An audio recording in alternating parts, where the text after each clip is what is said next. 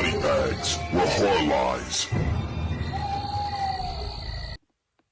Hello and welcome to Body Bags. My name is James, I'm your Sunday night reviewer. Still saying Sunday night reviewer, aren't I? I'm your Tuesday night reviewer.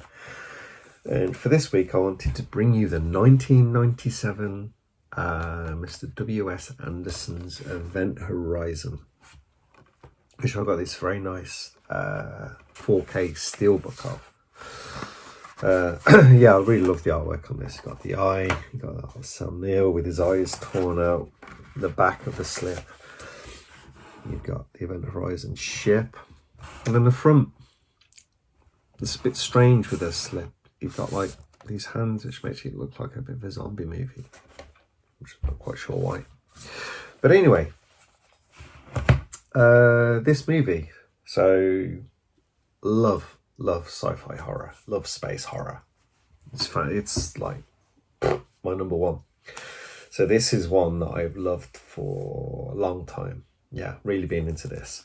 Remember, like, very heavily into the Prodigy in the 90s. You got some the Funky Shit song from the Prodigy from Fat the Land album. That's the end credit music. But this one has always been great. Remember when this one got announced, there was the small hope that this was the uncut one. Not that this is cut, but it's more like a work print that was just never finalised and just got lost. It got lost on the editing. Never fully finished. But yeah, so we'll never ever get the full real graphic version, because this obviously had to get cut down and cut down and cut down. So we'll never get the fully gruesome version. But that doesn't stand in the way of this being such an entertaining and great movie. You've got Lawrence Fishburne, you've got Sam Neill, a couple of greats in there. I love those two. And well, yeah, with this movie. So, it's set, is it 2047 or something like that? Basically, there's this ship, the Event Horizon, and it went missing.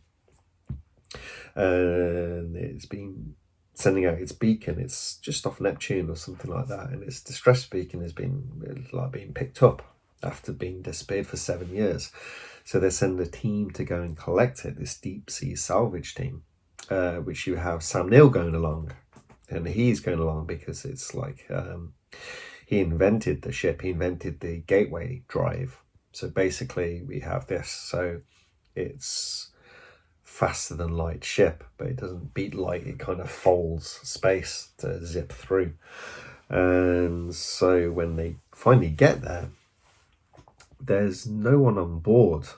They're trying to track. There's all these strange readings that it's deep cold and no one can survive in this ship, and they're trying to get their ship's log and stuff like that. And you see these flashes of this lightning, because it's like they're orbiting Neptune, so there's always lightning and stuff like that. Actually, it's really cool. So when it's first coming into it, the ship, it's shrouded by all this cloud, and suddenly appears, and it's this giant spaceship. Really hauntingly kind of cool. And although this does have some questionable CGI, kind of thinking very much the coolant liquid, the ship itself looks really great. And apparently like a huge chunk of the budget was spent on a few outer CGI images of the ship, because it looks really good with all the lights and everything. I'm not sure if this is like part model, part CGI, but it looks fantastic. And so maybe that's why I didn't have as much money left over for the liquid coolant CGI. But anyway, yes, so you see all these basically blood and guts and everything splattered everywhere. And they find their first crew. It's like floating around in zero G, and it's like they had his eyes ripped out.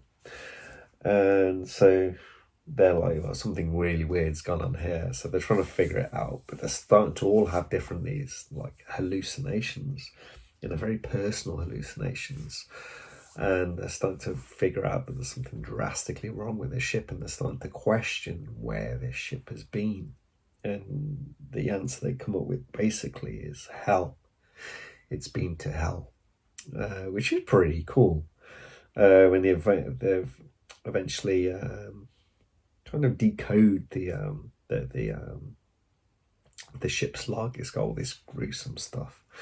When they're on the way to the ship, you have there's this audio where it's like all this weird kind of screaming, horrible noises, distorted, and there's this little bit when they're cleaning it up, and it's like there's some Latin, and it's like "Exifetis," it's like "save us," and they actually translate it a little bit wrong, and it's not "save us," it's "save yourself," and then "save yourself from hell."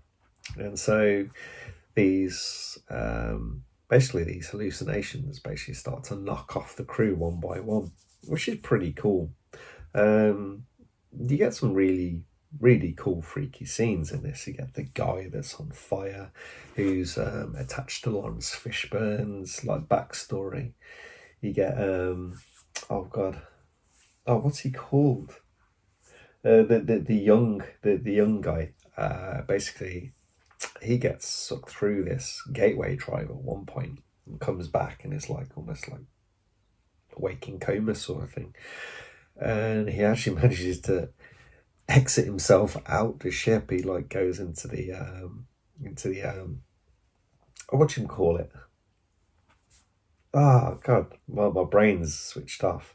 Basically the airlock, and he switches the airlock on, and that's when he suddenly comes loose. He's like, Baby Bear, that's it. They call him Baby Bear. It's like talking to one of the crew who calls Mama Bear. It's like let me out of here, and he can't get out. So that's pretty cool. So he gets sucked out into space, but Larry Fishburne gets him back in. Although he's screwed up, obviously, from being outside. It's like knackered his lungs because he can't breathe out there, of course.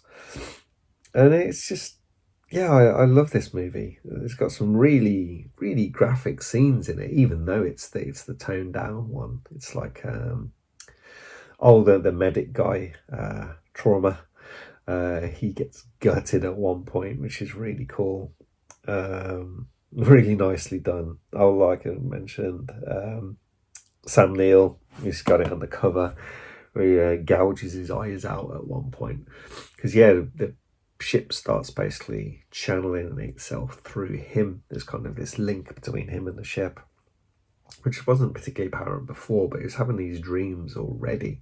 So maybe there was this link before when the ship came back, and then, it channels through him, and he gets kind of these really, really good makeup effects on him.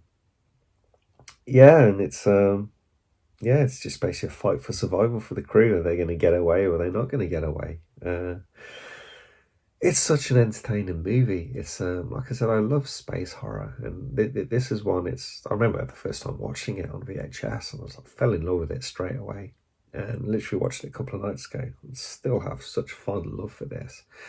It's maybe it tries to kind of spin a story, which is quite interesting how it's done, and maybe factually quite inaccurate, but it doesn't matter. It's a movie. It's not trying to be factually accurate. It's not trying to be like something based along its future lines of Interstellar or something like that. It's just a horror movie, and it kind of gives you bucket loads of entertainment, bucket loads of gore, without being overly gory. It's not. I was going to say there's not much blood. Well, there does come blood later on in the movie, which is quite cool. How that all comes apart, or comes around, flooding its way through the ship, and kind of parallels a little bit to like The Shining, maybe. Like there's blood's like flying everywhere. But yeah, it's a well-known movie. It holds up really well for a 90s movie. I remember 90s, you start to get really, especially the end of the 90s where this came out, it's like any gore was kind of being cut away from movies, any nudity was being cut away from horror, and you're getting just these, it's one of my lower the lower echelon of love for horror is the slashers. And is just getting like reboot upon reboot of Scream. I Know What You Did Last Summer and all these ones, and hated it. Bubler's goreless horror. It's like it's just boring. And then this like boof, in the 1997, you had this. It's not on the gore factor, but yeah, some really entertaining stuff like I think the same year was The Faculty as well. So that's another great one. But I think most people have watched this one, but most people may not have a 4K version. I had an old DVD and then I upgraded to the Nordic Blue, but this looks really good. It's got a really nice picture to it. So if you're just rocking a DVD, I would highly recommend bumping up to the 4K. Obviously, the kind of the difference between 4K and Blu-ray can be a lot closer than DVD to Blu-ray. So maybe if you got a Blu-ray and you kind of, it's not a bad movie, stick with where you're at. But if you really do love the movie, I highly recommend. I don't know if you can get this now. I remember he had this big deluxe box that came out. And then this very nice steelbook came out. But there's standard versions of 4K. I'm pretty sure it's got all the same stuff on the discs anyway. So highly, highly recommend picking this up. Brilliant movie. Definitely W.S. Anderson's, well, my favourite movie of his. Yeah. You can't discount, I always discount all the Resident Evil movies. But I've grown to have a mild fondness, I'll call it, for Alien vs Predator.